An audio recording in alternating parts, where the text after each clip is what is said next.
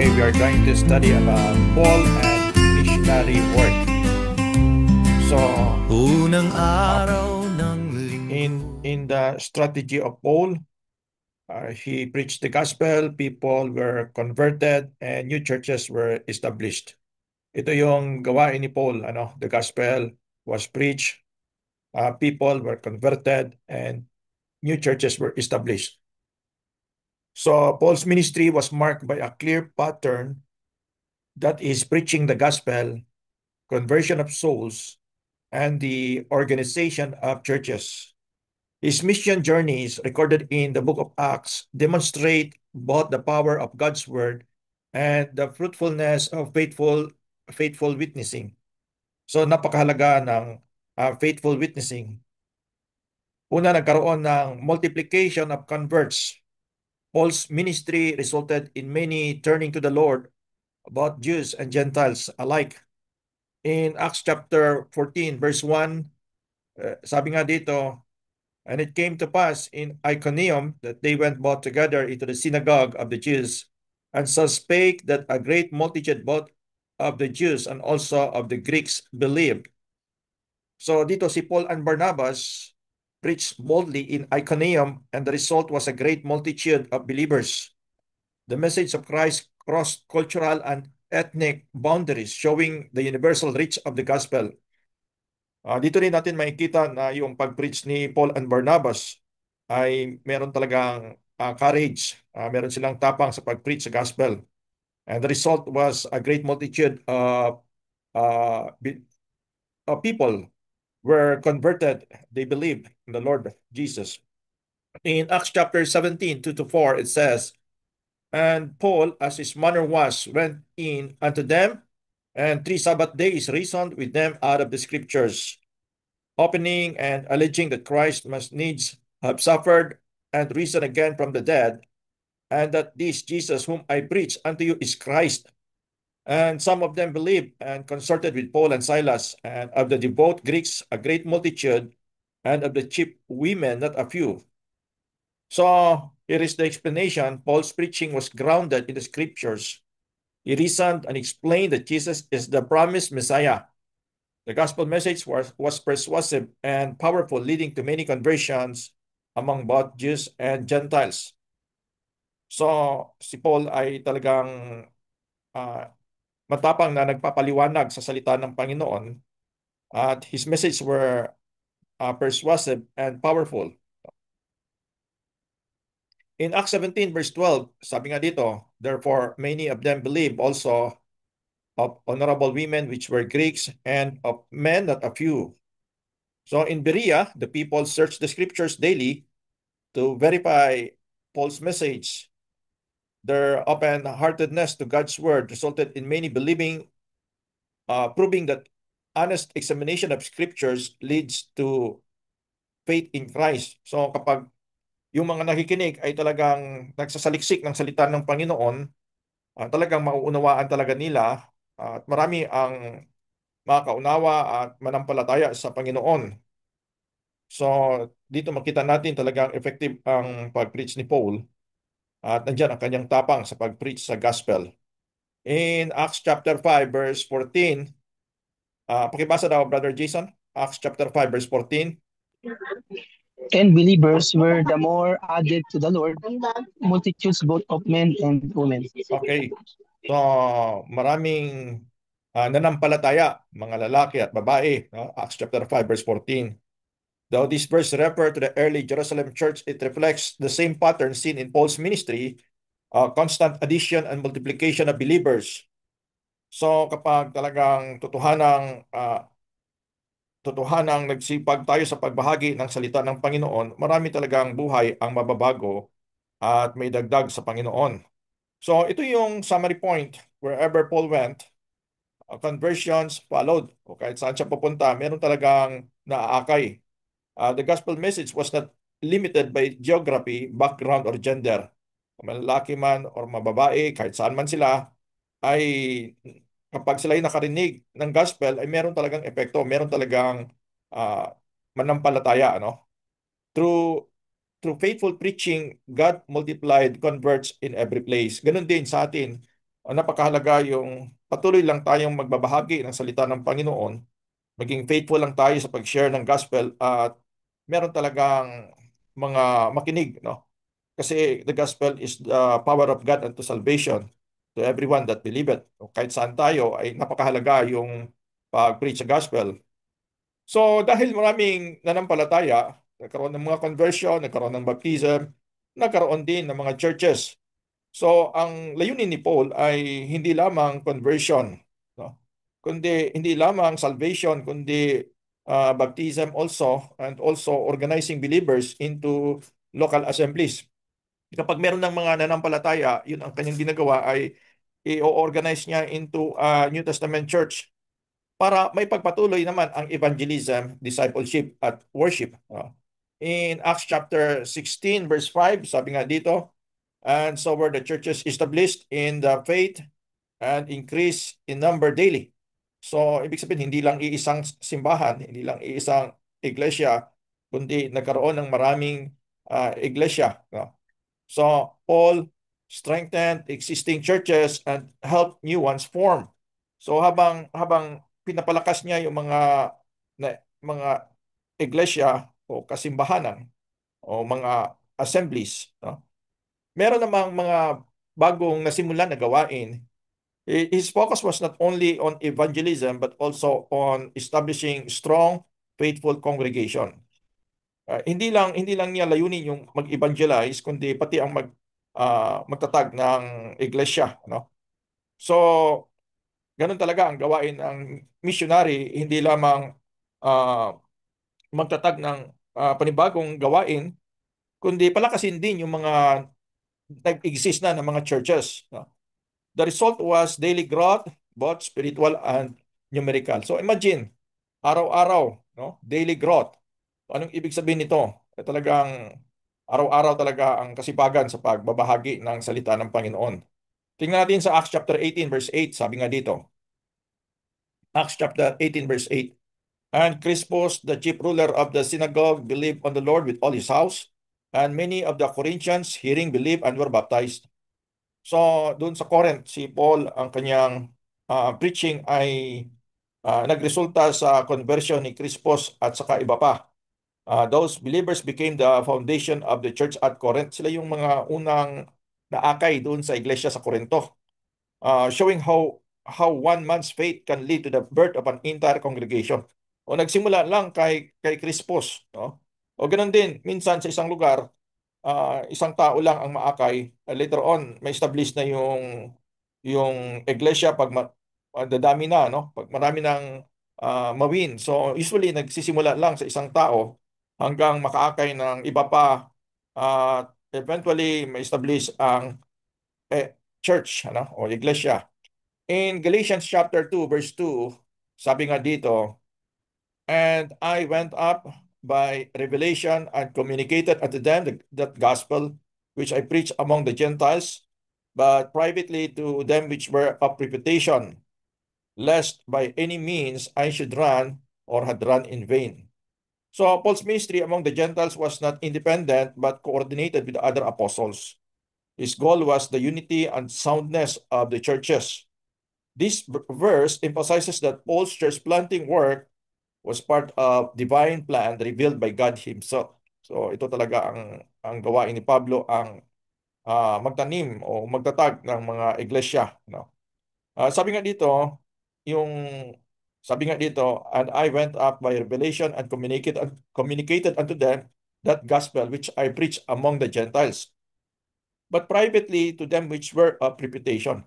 Ibig sabihin, nag-focus siya sa teaching ng mga potential leaders o potential persons na makapag-develop din ng mga leaders, no, sa iglesia. So, ang point natin dito, ang summary sa point 2 is that Paul missionaries efforts did not stop at soul winning, hindi lamang hanggang soul winning, kundi ang kanyang layunin ay kung saan siya makaakay ng mga kaluluwa, kung saan mayroong mga taong tatanggap kay Jesus at sa magitan ng kanyang pag-preach ng gospel. Later on, may establish din niya ang mga o ang local churches, ano, kung saan mayroong mga tumanggap sa ating Panginoon.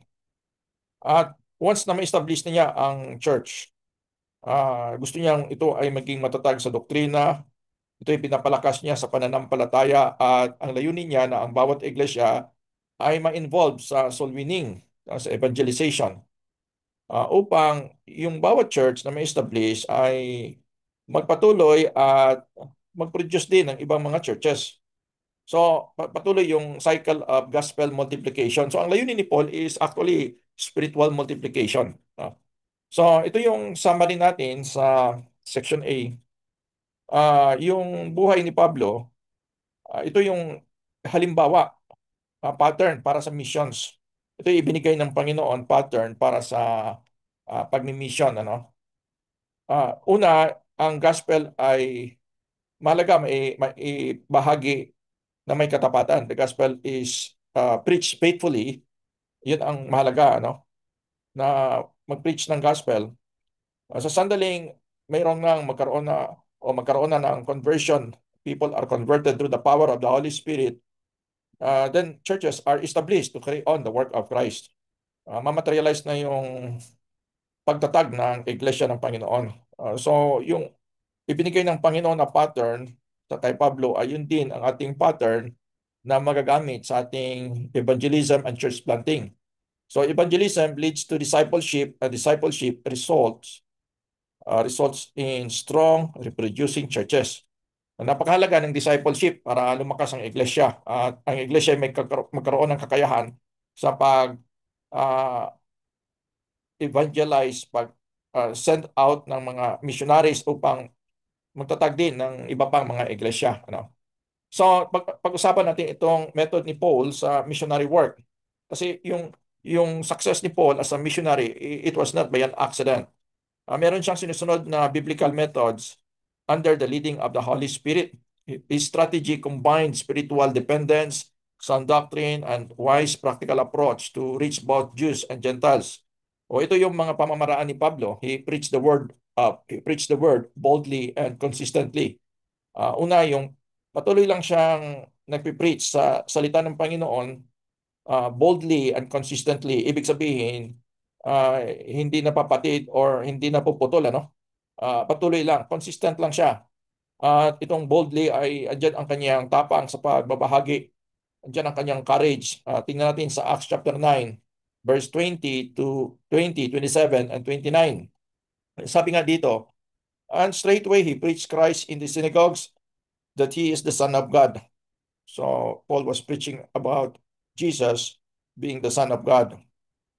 At sabi nga dito, and he declared unto them how he had seen the Lord in the way, and that he had spoken to him, and how he had preached boldly at Damascus in the name of Jesus. And he spake boldly in the name of the Lord Jesus, and disputed against the Grecians, but they went about to slay him. So ito yung paliwanag.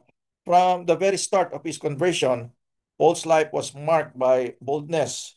He did not hide his faith. Hindi niya tinago yung kanyang pananampalataya, but openly proclaimed Jesus Christ. Talagang andyan ang kanyang tapang, hayag na pagbahagi ng salita ng Panginoon.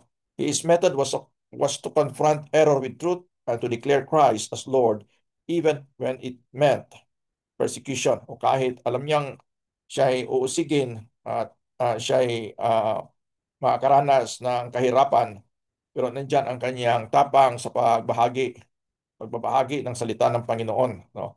Ito yung strategy ni Pablo. He started in strategic cities and synagogues. So, ang kanyang pamamaraan ay doon siya sa mga syudad at pinapasok din niya yung mga sinagoga. Acts 17, 1 to 2. Sabi nga dito, now when they had passed through Amphipolis and Apollonia, they came to Thessalonica, where was a synagogue of the Jews. And Paul, as his manner was, went in unto them, and 3 Sabbath days reasoned with them out of the scriptures. Dito makita natin si Pablo, ang tapang na pumapasok sa mga sinagoga, ng mga Hudyo, at siya ay nakipag-discuss o nakipag-usap sa kanila tungkol sa salita ng Panginoon. So, merong consistent pattern si Pablo. He began his ministry in major population centers, kung saan yung maraming tao. Yun ang kanyang strategy. At saka synagogues. where people already had some knowledge of the scriptures kasi itong mga tao sa sinagoga, meron ng kaalaman sa scriptures. From there, the gospel spread outward to surrounding regions. His strategy ensured the greatest impact and efficiency. O dalawang klaseng mga tao ang nilalapitan ni Pablo, itong maraming mga tao na walang alam pa sa salita ng Panginoon, at meron din siyang mga nilalapitan ng mga tao na meron ng idea sa salita ng Panginoon. So, pangatlong bagay, he reasoned and taught from the scriptures. Ang kanyang batayan talaga, basihan niya ah, sa pag-discuss ay yung salita talaga ng Panginoon. Pangangaral niya ay sa salita talaga ng Panginoon. Acts 18:4 and 11, sabi nga dito, and he reasoned in the synagogue every Sabbath and persuaded the Jews and the Greeks. So ito si Pablo talagang hasa sa pagpapaliwanag, ano? Talagang pinag-aaralan niya ang salita ng Panginoon. Siya ay napaka-studious sa salita ng Panginoon. Kaya meron talaga siyang kaalaman, paano ipaliwanag, at pagdating sa mga debate or discussion, talagang meron talaga siyang ah, yung wisdom sa pagbabahagi, ano? O kasi marami siyang alam sa salita ng Panginoon. And he continued there a year and 6 months teaching the word of God among them. So nandito yung focus ni Pablo, ano? Kasi nagpatuloy siya 1 year and 6 months teaching the word of God among them. So makita natin na talagang hindi niya sinayang yung pagkakataon niya, yung panahon niya, yung oras niya, no? Ang method ni Pablo, it was not emotional appeal, but biblical reasoning. He patiently taught and persuaded people through the Word of God. His goal was to build faith that was rooted in truth, not in feelings or culture. So, mag-ingat pala tayo, no, na yung, yung pagsunod sa kalooban ng Panginoon, hindi yan based on feelings, kundi based on truth. Ang layunin ni Pablo ay upang ah, ang ating pananampalataya ay maging matatag sa salita ng Panginoon. Kasi yun ang basihan ng ating pananampalataya. Another strategy makita natin, number 4, he worked with team and trained others. Habang siya ay nag-reach out, meron siyang mga kinakasama, no? And then, ang layunin niya ay i-train yung iba, no? Acts 13:2-3. As they ministered to the Lord and fasted, the Holy Ghost said, separate me, Barnabas and Saul, for the work whereunto I have called them. And when they had fasted and prayed and laid their hands on them, they sent them away. Hindi nag-iisa si Pablo, may kasama siya. The Holy Spirit called both Paul and Barnabas to serve together. Later, he trained and worked with others like Silas, Timothy, Titus, and Luke. His method emphasized teamwork and leadership training for the continuation of the mission. So siya habang naglilingkod at nagsishare, meron naman siyang tinitrain. No? He relied on the guidance of the Holy Spirit. Acts 16:6-10. Sabi nga dito, now when they had gone throughout Phrygia and the region of Galatia and were forbidden of the Holy Ghost to preach the word in Asia, after they were come to Mysia, they essayed to go into Bithynia, but the Spirit suffered them not. And they passing by Mysia came down to Troas, and a vision appeared to Paul in the night. There stood a man of Macedonia and prayed him, saying, come over into Macedonia and help us. So makita natin dito si Pablo hindi talaga na-discourage kahit merong mga nagsarado na mga pinto, no? Even though there are closed doors, and yet uh, Paul was still determined to go and preach wherever there is a possibility. Paul did not depend merely on his own plans. He submitted to the Spirit's direction. When the Holy Spirit forbade him to go one way, he obeyed, and God opened a greater door in Macedonia. True missionary work must always follow the Spirit's leading. So, si Paul, minsan hindi pa naman specific masyado ang leading ng Panginoon, pero siya ay pumupunta lang sa lugar. No? He just went to the place, and then the Lord leads him kung saan siya dapat. Ah, kung may pangailangan, number 6, no? Si Paul, sinuportahan niya ang kanyang sarili. He supported himself when necessary. In Acts 18:3-4, sabi nga dito, and because he was of the same craft, he abode with them and wrought, for by their occupation they were tent makers. And he reasoned in the synagogue every Sabbath and persuaded the Jews and the Greeks. So si Pablo, handa naman siyang magtrabaho, willing to labor with his own hands to avoid being burdened to the churches. His tent-making supported his ministry when needed, showing humility, diligence, and sincerity in his work for the Lord.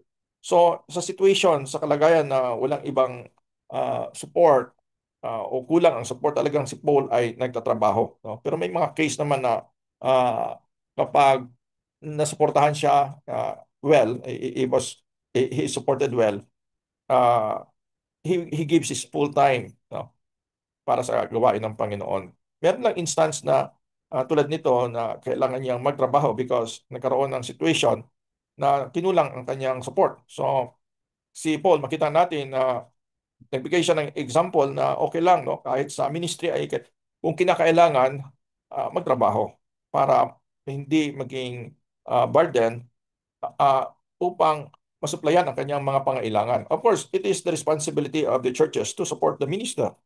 Pero may mga situation na talagang hindi kaya, no? Dahil kulang pa. Kinakailangan ng gawain ng Panginoon. Okay, so priority talaga ang gawain ng Panginoon. So, he strengthened believers and revisited churches. Ito yung kanyang gawain. Yung mga churches ay binibisitahan niya at pinapalakas niya yung mga believers. Sabi nga dito, and some after Paul said unto Barnabas, let us go again and visit our brethren in every city where we have preached the word of the Lord and see how they do. And he went through Syria and Cilicia, confirming the churches. So Paul cared deeply for the spiritual growth of the converts. His method included follow-up and discipleship, visiting the churches again to teach, encourage, and strengthen them in the faith. At si Pablo, he endured persecution with faith and joy, Acts 20, 23, and 24. Sabi nga dito, save that the Holy Ghost witnesseth in every city, saying that bonds and afflictions abide me. But none of these things moved me, neither count I my life dear unto myself, so that I might finish my course with joy and the ministry which I have received of the Lord Jesus, to testify of the gospel of the grace of God. So yung ministry ni Pablo at ang kanyang pamamaraan include courage in suffering. Kahit merong mga pagdurusa, napakahalaga ng courage, no? Karoon ng lakas na loob. He was determined to fulfill his mission regardless of the danger or hardship that he experienced. His joy was not in comfort but in faithfulness to Christ. Ang kasiyahan niya yung maging tapat sa Panginoon kahit merong mga pagdurusa. So ito yung summary natin sa pangalawang pinag-aralan natin. Paul's missionary method serves as timeless pattern for gospel work. Boldly preach the word. Ito yung ginawa niya. Talagang naging matapang siya sa pag-preach. Begin strategically where people can hear and spread the message. So ang layunin niya is a multiplication. Kaya doon siya sa lugar na maraming tao, ano? At kung saan madaling maibahagi yung salita ng Panginoon. He teach with reason, teach and reason from the scriptures. And then he worked with others and trained faithful men. So nandiyan, nagtitrain siya. He followed the Spirit's leading. Sinusunod niya ang gabay ng Espiritu, labor humbly when needed. Nung nandiyan ang pangailangan, talagang kailangan niya magtrabaho, nagtrabaho siya. No? So strengthen and revisit believers. Yung mga churches, yung mga manampalataya ay pinapalakas niya, binibisitahan niya. And then he endured persecution with faith and joy. Kahit merong mga persecution, may mga kahirapan, hindi talaga niya pinatalikuran ng Panginoon. No? Hindi siya sumusuko sa paglilingkod. Nagkatinitis niya ang kahirapan. Unang araw ng linggo, napag-aralan tungkol sa nagtipon silang totoo. At saka tinapay ay pinaghati, nakinig hanggang gabi. Habang si Pablo'y nagsalita, may binata sa bintana. Napasarap ang kanyang tulog, namatay dahil nahulog. Si Pablo'y dali-daling bumaba, yumakap sa binata. Huwag kayong mabahala, buhay niya di mawala. Umakyat silang magkasama, tinapay ay pinagsaluhan pa. Nangaral si Pablo hanggang mag-umaga, pagkatapos siya'y nagpaalam na. Si Pablo'y di nag-alinlangan, sa Panginoon buhay inalay, upang layunin ay magampanan, mapagtagumpayan na may kasiyahan. Gayahin natin si Pablo, huwag tayong mag-alinlangan, maglingkod ng totoo, ibigay ang buhay kay Kristo.